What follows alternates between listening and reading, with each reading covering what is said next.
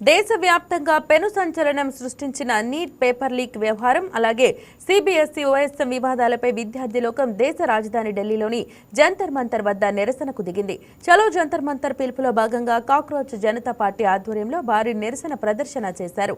ఈ ఆందోళన కార్యక్రమానికి దేశంలోని వివిధ ప్రాంతాల నుంచి విద్యార్థులు యువత భారీ సంఖ్యలో తరలివచ్చారు. అయితే ఈ నిరసనలో కేంద్ర ప్రభుత్వ విద్యాశాఖ తీరును, వ్యవస్థలోని అవినీతిని ఎండగడుతూ విద్యార్థులంతా కాక్రోచ్ మాస్కులు ధరించి నిరసన తెలపటం ప్రత్యేక ఆకర్షణగా నిలిచింది. ఎలాంటి అవాంఛనీయ సంఘటనలు జరగకుండా జంతర్ మంతర్ పరిసర ప్రాంతాల్లో పోలీసులు భారీ బందోబస్తు ఏర్పాటు చేశారు. బొద్దింకలకు భయం ఉండదని, అవి ఎప్పటికీ చనిపోవని కాక్రోచ్ జనతా పార్టీ వ్యవస్థాపకుడు అభిజిత్ దీప్కే అన్నారు. నీట్ సిబిఎస్ఈ అవకతవకలపై చర్యలు తీసుకోవాలని డిమాండ్ చేస్తూ కాక్రోచ్ జనతా పార్టీ ఆధ్వర్యంలో విద్యార్థులు, యువత ఢిల్లీ జంతర్ మంతర్ వద్ద భారీ ఎత్తున నిరసన కార్యక్రమం చేపట్టారు. ఈ కార్యక్రమంలో పాల్గొనేందుకు అమెరికా నుంచి ఢిల్లీ ఇందిరాగాంధీ అంతర్జాతీయ విమానాశ్రయంలో ల్యాండ్ అయిన Abhijit Deepke doctor BR Ambedkar my autobiography పుస్తకాన్ని అందరికీ చూపిస్తూ ఎయిర్పోర్ట్ నుంచి బయటకు వచ్చారు.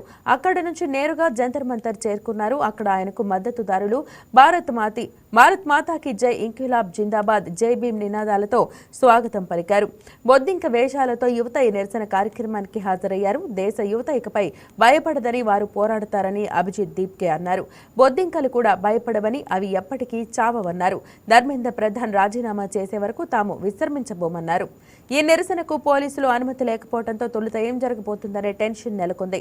పోలీసుల అనుమతి రావడంతో నిరసన కార్యక్రమం చేపట్టారు. అయితే ఎలాంటి అవాంఛనీయ సంఘటనలు జరగకుండా జంతర్ మంతర్తో పాటు పలు చోట్ల భారీగా పోలీసులు మోహరించారు. మరోవైపు కాక్రోచ్ జనతా పార్టీ నిరసనకారులకు వ్యతిరేకంగా జంతర్ మంతర్ వద్ద కొందరు నినాదాలు చేయడం కలకలం రేపింది. దీంతో వెంటనే అప్రమత్తమైన పోలీసులు వారిని అదుపులోకి తీసుకొని అక్కడి నుంచి తరలించారు.